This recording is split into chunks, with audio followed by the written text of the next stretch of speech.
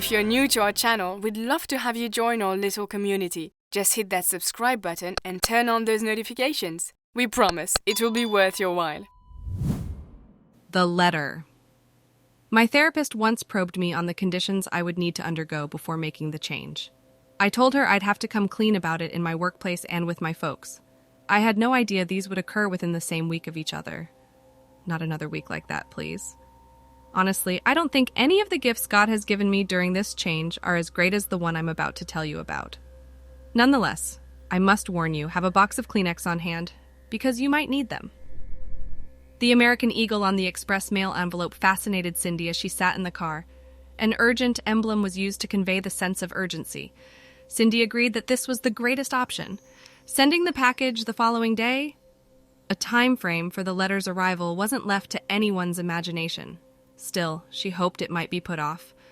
She had second thoughts about sending this letter, and yet, this letter could have been the most significant one she ever sent.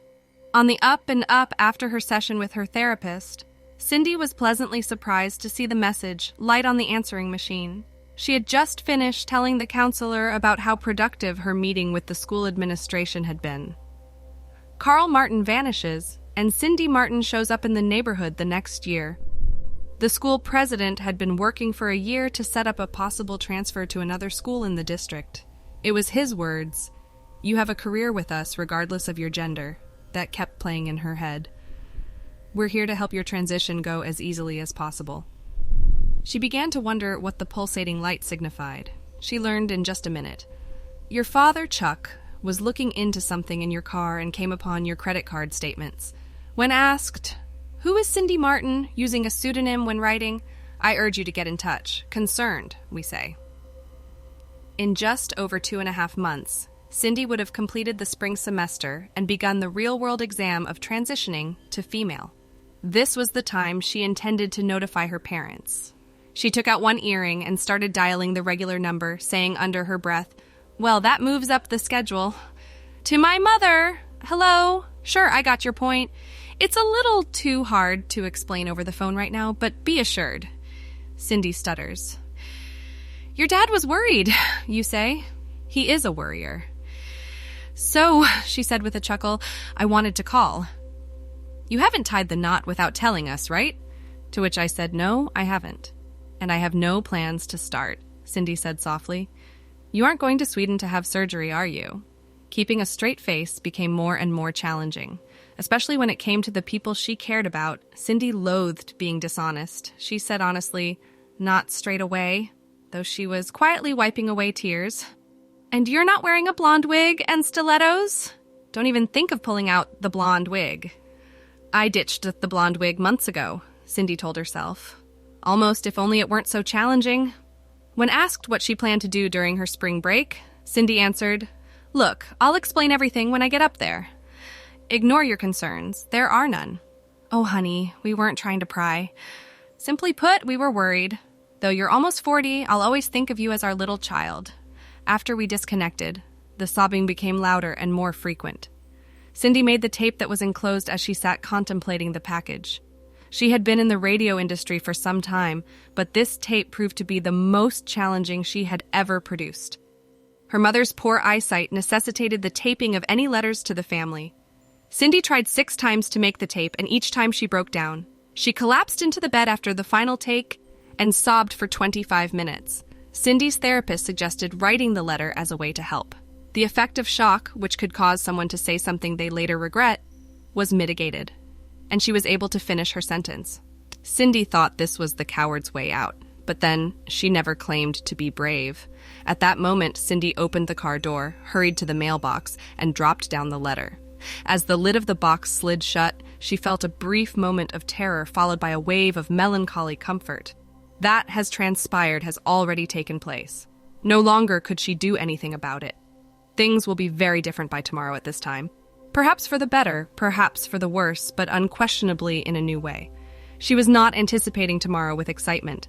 Once back in the car, the floodgates opened once more. For the rest of the day, I felt like I was walking through a mist. Somehow, she altered the vehicle. She made a purchase in the supermarket. Certain types of papers were graded by her. The intricacies of her actions, though, became lost in the same kind of coastal haze she was accustomed to. The dense, billowing fog that rolled in from the ocean coated the skin and clouded everything, covering every landmark in gray nothingness, concealing the road signs, and consuming the road only a few feet in front of you. You could only take things gently, rely on your gut, and hope for the best. Faith. That was the point, right? Trust in God to finish the work He began in Cindy's life through this time of change. Trust in her parents, who she believed to be responsible adults and kind human beings. Confident assurance in her own ability to handle any reaction. To be honest, that last one was the toughest. She was flooded with accounts of parents who cut off contact with their children, disowned them, and refused to recognize that they existed. This could have been the case. There was no way she could accept this as true. They had shared such a unique and precious bond. Did you think it was feasible that... She was at a loss for words and couldn't finish her train of thinking. That was highly doubtful, but there was always the other side. This may cause them great distress. The possibility of social embarrassment among their peers. When would their church find out? Cindy's welcome at church was amazing, but could she expect the same from the wider community? Can she really force this upon them? Possibly she should not have shared such information with them. It's possible she should have merely dressed as a man when she went to see them. However, for how long could she have maintained that pace? Possible a few months from now. But what about the next time they came to town? It was inevitable the truth would emerge, though. It was her fondest wish that someday, somewhere in the next few months, that day would come. Cindy sat on the couch for much of the night with the lights off and her face in her hands, crying and praying over and over again. She took an additional dose of estrogen, but it did nothing to ease her nerves. After a while of lying in bed, she got up and paced the flat, assumed a seated position.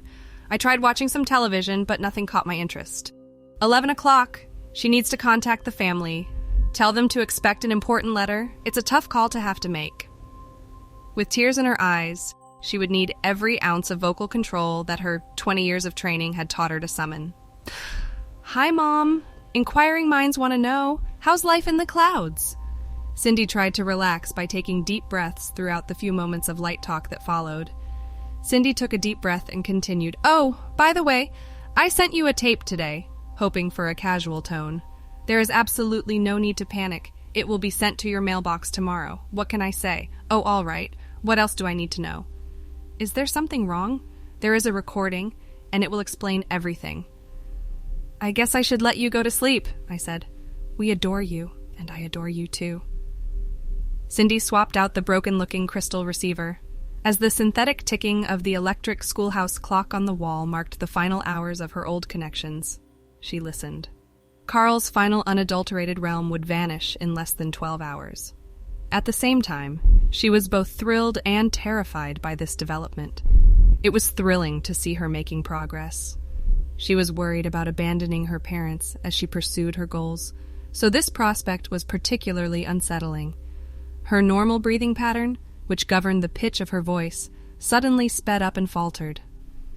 After purchasing a blue, ruffled pillow from the Women's Ministry's Christmas boutique, she sobbed dryly into it. She was so worn out that she had to take a second look at the time. In fact, it was so close to midnight that it was almost scary. Tomorrow she will have to get up early for her classes. She needed to give sleeping a shot. Cindy had an impressively restful night's sleep.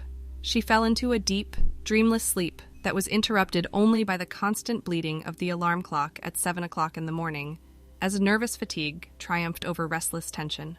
She stayed in bed, listening to the clock, for nearly 30 seconds before she mustered the energy to get out of bed. She considered using her sick days, but that wasn't the Martin family's style. They didn't waste any time and got the job done. Cindy stepped out of bed, ear studs in hand, pressed firmly into the mattress, and quickly reassumed her Carl persona. If I can make it through the next 2 months and 25 days as a man, Cindy reasoned, I can finally be myself 24 hours a day, 7 days a week. Cindy taught her first lesson on autopilot, oblivious to her students and the world around her. As soon as she returned to the workplace, she began dialing her home number to hear any new messages that may have arrived while she was away. If she knew these people at all, she would have expected a call as soon as the tape arrived. As she reached for the phone, though, a coworker entered, grumbling about a malfunctioning copy machine. Cindy almost giggled at the thought of how serious a broken copier would have been to her only a week ago, compared to how trivial it now seems. The receiver was changed out by her. She tried to make small talk with her coworker in the hopes that she would soon go. Unfortunately, she didn't. Cindy eventually got up and left her desk to retrieve her mail from the campus mailbox. She imagined the scenario when the tape finally arrived as she plodded along the trail.